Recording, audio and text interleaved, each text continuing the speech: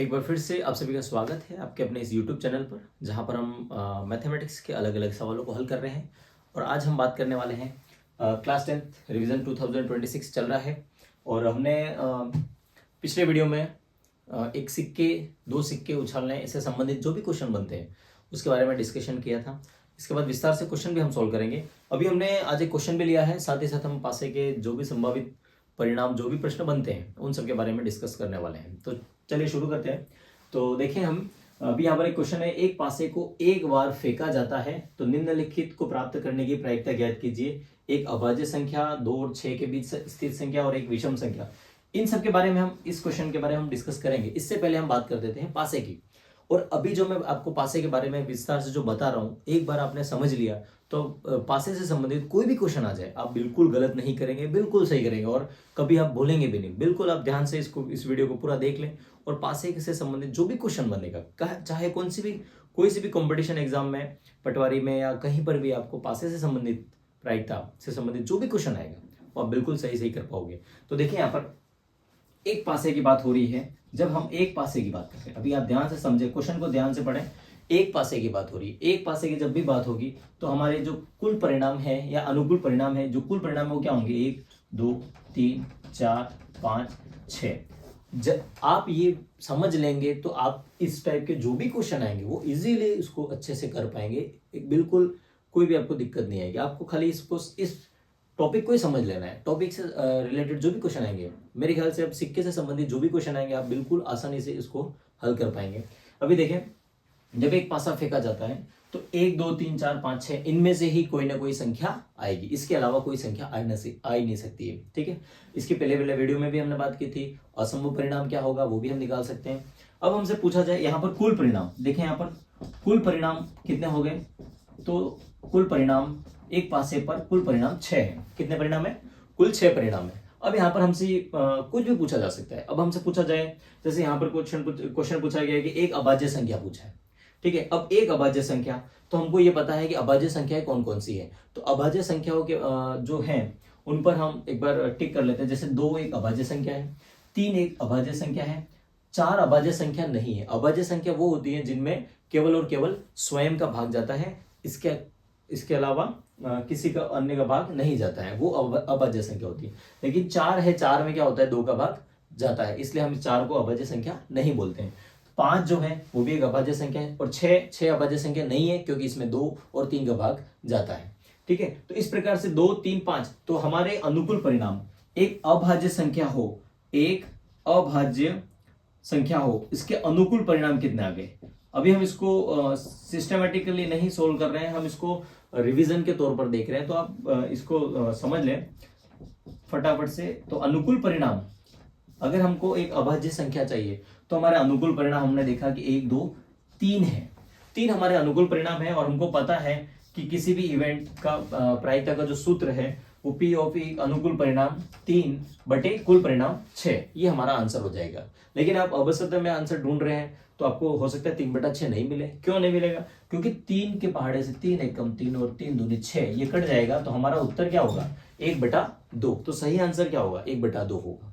ठीक है, अब हमसे जो आगे क्वेश्चन पूछा है इसके बारे में देखें। इस 2 और 6 के बीच स्थित संख्या, 2 और 6 के बीच में। अब यहां पर देखें कि 2 ये रहा और 6 ये रहा। इन दोनों के बीच में स्थित संख्या कौन कौन सी है? 3 है, 4 है, 5 है। 2 और 6 के बीच में स्थित संख्या कौन सी है? 3 4 5। और वो कितने? देखो 1 2 और 3।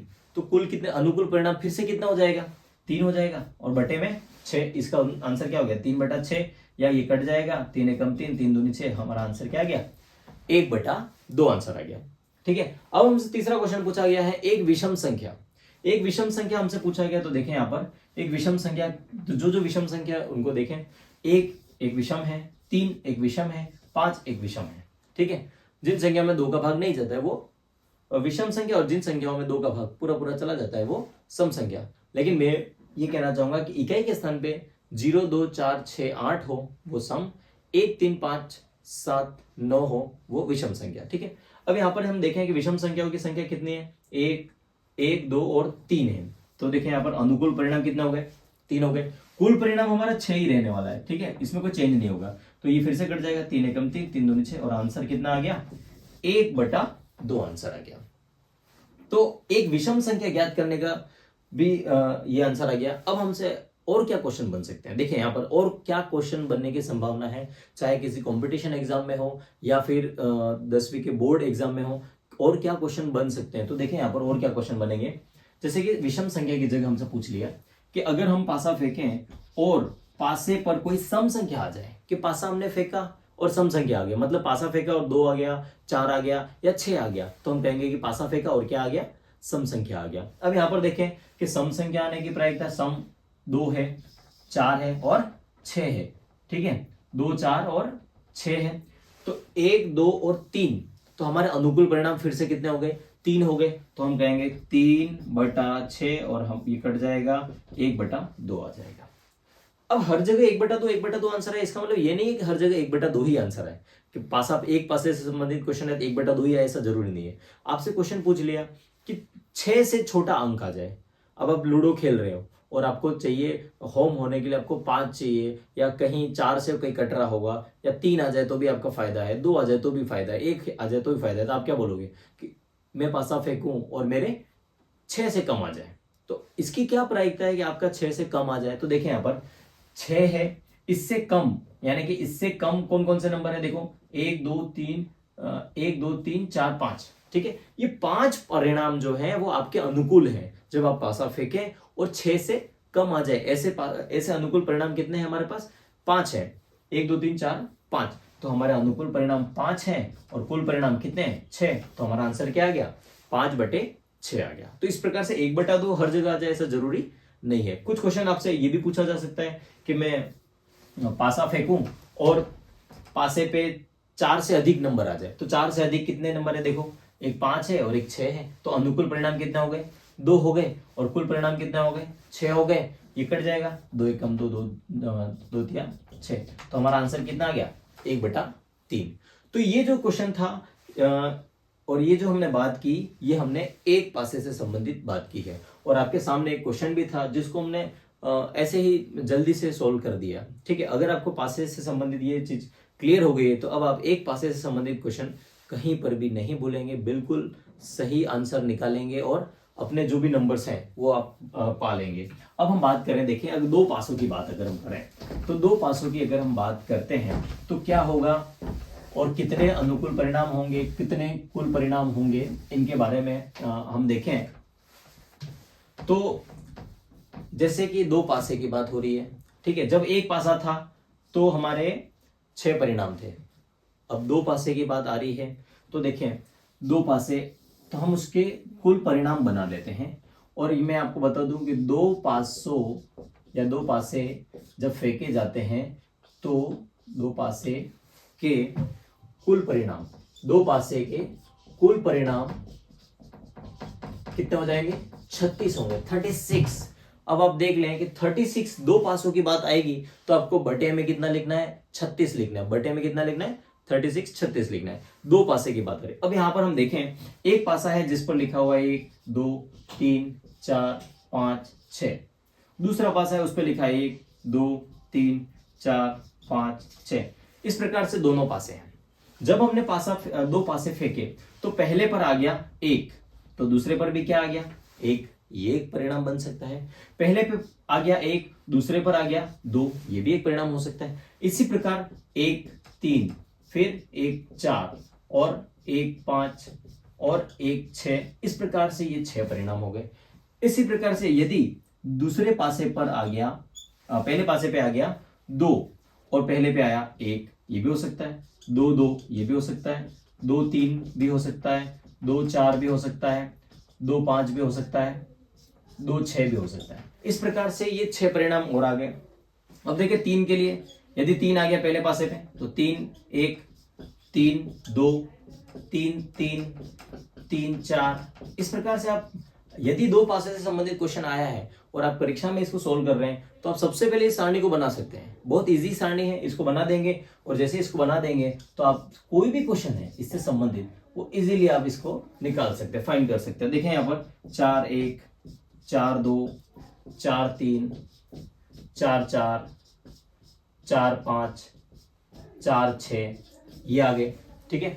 अब देखें 5-1, 5-2, 5-3, 5-4, 5-5, 5-6, ये आ गए। और देखें 6 पहले पासे पे 6, दूसरे पे 1, 6-2, 6-3, 6-4, 6-5, 6-6। ये इस प्रकार से आप इसको काउंट करेंगे तो कुल कितने परिणाम हो जाएंगे? 36 परिणाम हो जाएंगे। अब अपने 36 परिणाम है, जब कब आएंगे 36 परिणाम? जब दो पासे फेंके जाएं, तो दो पासे एक साथ फेंके जा रहे हैं तब हमारे ये परिणाम आएंगे। अब आपके यहाँ पर क्वेश्चन क्या बनता है? तो देखिए यहाँ पर क्वेश्चन क्या बनता है, आपसे पूछा जाएगा कि हमने दो पासे फेंके और पासा फेंकने पर उसका योग, इस प्रकार से क्वेश्चन बनेगा। क्या आएगा? दो पासे फेंके और उसका योग आ जाए 2। हमने पासा फेंका और दोनों पासे की जो संख्या है उसको जोड़े तो 2। तो हम देखें यहाँ पर 2 कितने, देखो पहले पासे पे 1 आया, दूसरे पे 1 आया, दोनों को जोड़ दिया कितना आया? 2। तो 2 आने की जो परिणाम है, अनुकूल परिणाम है, वो कितने? देखो कुल 36 है ना, ये पूरा एक परिणाम है, ये दूसरा, ये तीसरा, ऐसे करके 36 परिणाम है। तो हम देखें 1-1 आ रहा है, इन दोनों को जोड़ दिया तो 2 आ गया, यानी कि 2 आने का जो अनुकूल परिणाम है वो कितना है? 1 है। कितना है? 1। तो हमारा उत्तर क्या हो जाएगा? 1/36 हो जाएगा। क्या पूछा हमने? कि पासा फेंका और उसके अंकों का योग 2 हो जाए तो उसका उत्तर क्या आ गया? 1/36। इसी प्रकार पूछा जाए कि पासा फेंका और उसकी प्रायिकता मतलब उसका योग जो है वो 3 आ जाए, इसकी क्या प्रायिकता है? तो देखें 3 आने की, तो एक तो है 2 और 1, इसको जोड़ दिया तो 3 हो जाएगा, 1 और 2 इसको जोड़ दे तो 3 हो जाएगा। ठीक है, तो इसका मतलब 3 आने की प्रायिकता, 3 आने के अनुकूल परिणाम कितने हो गए? 3 आने के अनुकूल परिणाम हो गए 2। तो हमारा उत्तर क्या हो जाएगा? 2/36, और ये कट जाएगा, 2 एकम 2, 18 दूनी 36। तो हमारा आंसर क्या आ गया? 1/18 आ गया। ठीक है, अब यहां पर देखें कि कुछ भी हमसे पूछा जाए उन दोनों संख्याओं का योग, तो आप एक क्रम देख पा रहे होंगे कि हमको जैसे दो योग पूछा तो ये था, 3 पूछा तो ये रहा, अब 4 पूछेंगे तो क्या होगा? देखो 3-1, 2-2, 1-3। तो हम क्या करें, इस प्रकार से इसको बना लेते हैं। तो इस प्रकार से आप बना लेंगे तो आपको पता चल जाएगा 4 आने की प्रायिकता, 4 उसका योग 4 आ जाए तो देखें 3 और 1 को जोड़ देंगे 4 आएगा, 2 को जोड़ देंगे 4 आएगा, और 1 3 को जोड़ देंगे तो 4 आ जाएगा। तो हमारे अनुकूल परिणाम फिर कितने हो गए? 3 हो गए, तो 3/36 हो जाएगा। ठीक है, और ये आपस में कट जाएगा, 3 एकम 3, 12 36, तो 1/12 आंसर आ गया। ठीक है, ये हमारा आंसर आ गया।